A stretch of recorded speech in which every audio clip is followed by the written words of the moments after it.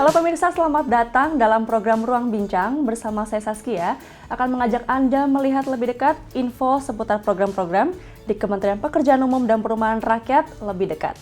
Dan saat ini saya akan berbicara tentang program-program terkait dengan pemulihan ekonomi di masa pandemi COVID-19.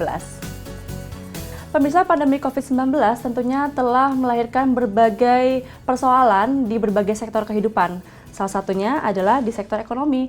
Untuk itu pemerintah melalui Kementerian Pekerjaan Umum dan Perumahan Rakyat berfokus pada program-program berbasis pemberdayaan masyarakat. Salah satunya adalah program Padat Karya. Dengan harapan program ini dapat menekan angka pengangguran di tengah pandemi COVID-19. Dan salah satu program Padat Karya tersebut adalah di bidang Bina Marga. Untuk itu saya telah bersama dengan Direktur Jenderal Bina Marga, Dr. Hedi Rahadian melalui sambungan telekonferensi. Assalamualaikum Pak Hedi. Waalaikumsalam. Gimana kabarnya Pak? Sehat. Bapak mungkin boleh disapa dulu Pak, pemirsa Ruang Bincang PUPR TV. Baik, Assalamualaikum warahmatullahi wabarakatuh kepada para pemerhati, pemirsa PUPR TV. Semoga kita selalu diberkati dengan kesehatan dan kebahagiaan. Amin. Bapak sepertinya luar biasa nih Pak, di tengah pandemi ini tetap sibuk ya Pak, dan selalu semangat nih Pak, saya lihat-lihat. Ya, harus semangat. Kalau enggak takut sakit jadinya. Benar banget. Iya, Pak Hedi, tadi di awal saya sedikit menyinggung Pak tentang dampak COVID-19 dalam sektor ekonomi. Mungkin boleh nih Bapak bercerita kepada saya dan pastinya pemirsa Ruang Bincang yang ada di rumah juga penasaran. Program-program Bina Marga apa saja sih Pak yang terkait dalam rangka pemulihan ekonomi nasional? Baik, terima kasih. Saya kira fungsi Bina Marga adalah penyelenggaraan prasarana infrastruktur jalan.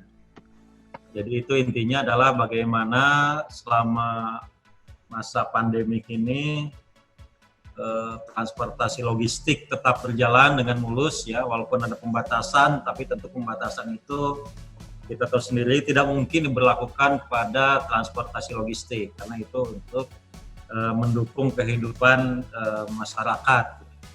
Jadi tugas kita adalah yang pertama tentu menjaga agar sistem jaringan jalan ini tetap berfungsi dengan baik sehingga kendaraan-kendaraan logistik yang mengangkut kehidupan, pendukung kehidupan masyarakat banyak, kegiatan-kegiatan ekonomi yang mendasar tetap berjalan. Itu yang pertama. Yang kedua juga tentu kita melakukan beberapa adaptasi bagaimana kita melakukan penyelenggaraan jalan ini. Ya, karena sekarang kan dengan adanya pandemi ini kita dipaksa untuk memiliki protokol-protokol baru, apa yang disebut dengan new normal kan, jadi kita beradaptasi dengan itu.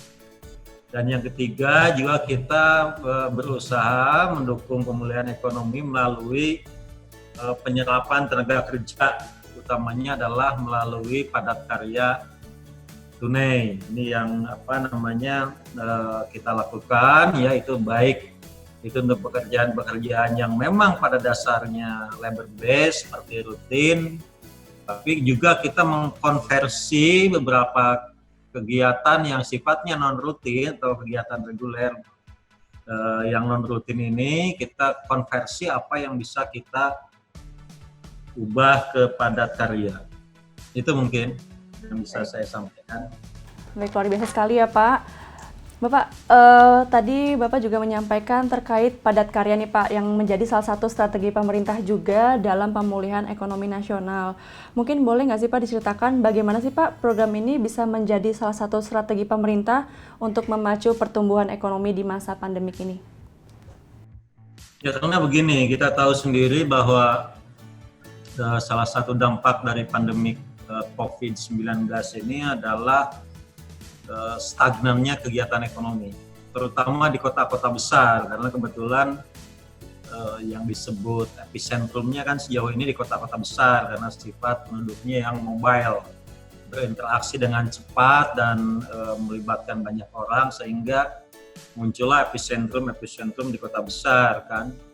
Nah ini kota besar ini kemudian mengalami pembatasan, misalnya melalui PSBB. Sehingga akibatnya kegiatan ekonomi kota besar kemudian berhenti. Kan? Ini dan bukan hanya di Indonesia, saya kira juga kita mengalami hal yang sama di negara-negara di mana tenaga kerja Indonesia mencari nafkah di luar negeri seperti di Malaysia atau bahkan di Timur Tengah. Jadi kita menyaksikan yang pertama adalah hilangnya kesempatan kerja di perkotaan.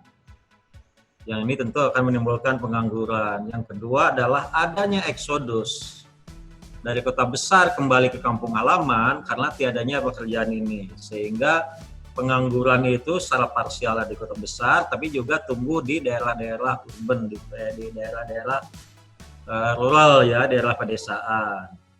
Yang ketiga juga kita melihat adanya eksodus dari PMI, pekerja migran Indonesia, kembali ke Indonesia karena memang kegiatan ekonomi juga berhenti di negara-negara tempat mereka sebelumnya mencari nafkah di luar negeri. Nah ini potensi pengangguran inilah yang Bina Marga bagian dari strategi Kementerian PUPR kemudian mencoba menciptakan lapangan kerja, ya menciptakan lapangan kerja dengan melalui padat karya tunai, baik itu yang basisnya labor base maupun mengkonversi dari kegiatan yang biasanya menggunakan peralatan menjadi kegiatan yang berbasiskan tenaga kerja.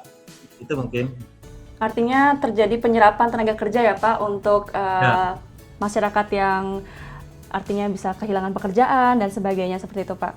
Kemudian saya penasaran nih Pak, program padat karya apa saja sih Pak yang dilakukan oleh Direktorat Jenderal Bina Marga?